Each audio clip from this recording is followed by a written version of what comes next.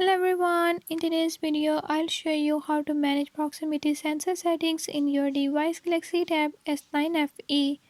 In this device Galaxy Tab S9 FE, I'll show you how you can do it. Before I start, if you're new to my channel, don't forget to subscribe and press bell icon. Watch complete video and learn how you can do it. Let's watch the video.